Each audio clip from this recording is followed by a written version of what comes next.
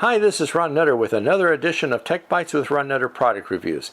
Today we're looking at the TP-Link AV1000 Powerline Ethernet adapters, say that fast 3 times, and 3 reasons you should buy these. Reason number 1, this is about probably the 3rd generation of these, so you can very easily put your wired network where you need it to be instead of having to have lines run, go down the wall, put in outlets. You can just plug these in. Okay, so you put a small switch in the area, no harm, no foul on that one. And which is also reason number 2, it avoids the cost of having the wiring installed.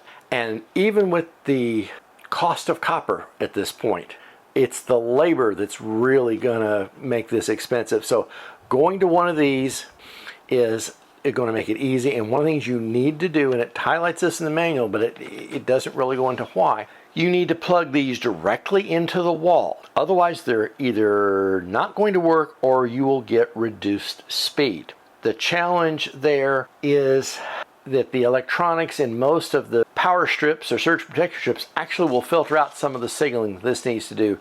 So worst case, if you have some surges come through, these may take the hit because you can't put them behind a surge protector. Trust me, I've tried. It's not pretty. And also, if you don't get the gig speed that they quote about, it greatly depends on the age of the wiring in your house and what kind of wiring it is. Because if it's not fairly new, you might get close to gig speeds, but don't bet the farm on it. Reason number 3, there is additional configuration you can do with these to the management app.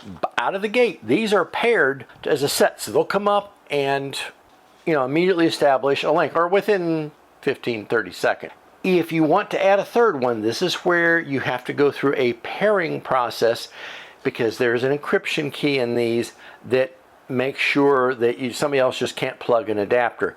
It should not go past your house. That greatly depends on where the transformer is located. That's why these have an encryption key built in, so you've got to pair them together. Now, if you're a little more of an intermediate to advanced user and you have multiple VLANs, you could make another pair of these.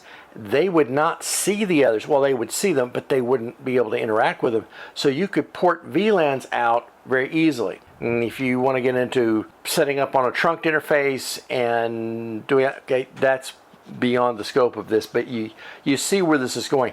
These are very versatile. So think about getting one today, and I think you're going to be very surprised with the results.